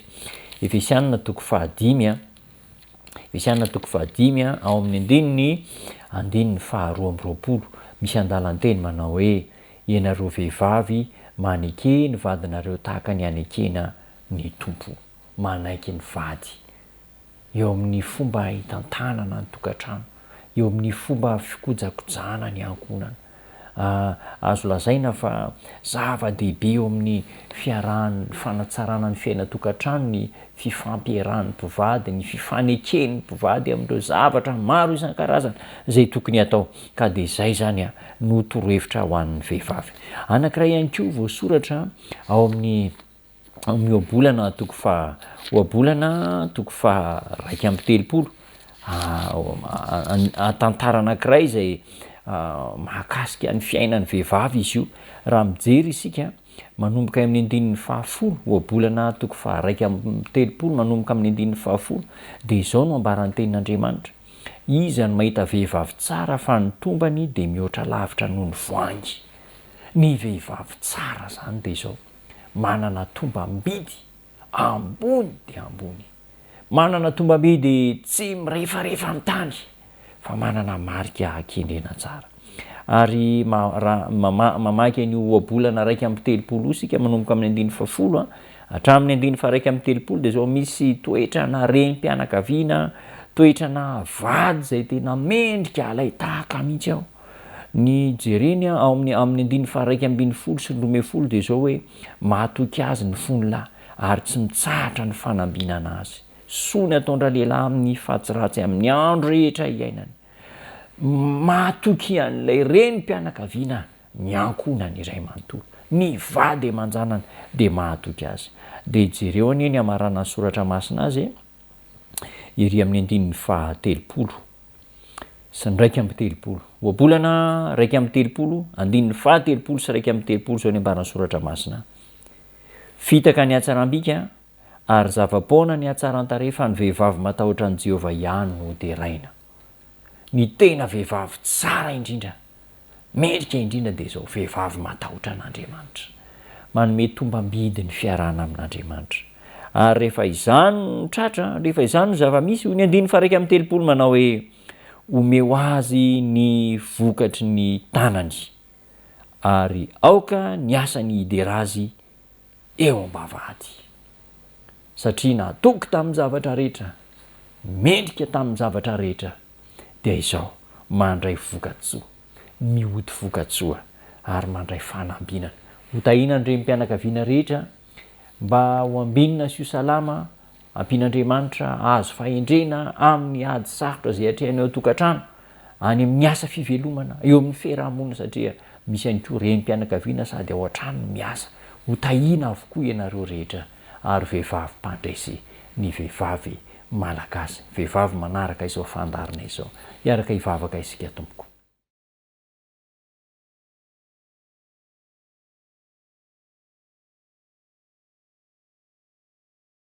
Tombo tsara indrindra ny an-danitra misaotra anao zay, satria nomenao fotoana hatsiarovana ny renim-pianakaviana. Tahio ny renim-pianakaviana rehetra eo amin'ny adidy aman'andraikitra zay sahanin'izy ireo, indrindra ireo renim-pianakaviana miady irery eo amin'ny fiaina tokantrano, fitezana ny ankizy sy ny fahamelomana. Omeo fahendrena avokoa ny renim-pianakaviana rehetra, ahatsapany ny sitraponao ka hitondrana ny ankonany ho amin'ny toerana farany ambony. Ambino ny fiaina tokantrano tsirairay avy, ary ny herinandro lalovanay dia hitondra fitahiana fanambinana ho an'ny isam-batan'olona. Amin'ny anaran'i Jesosy Kristy tompona nonako ny vavaka. Amen.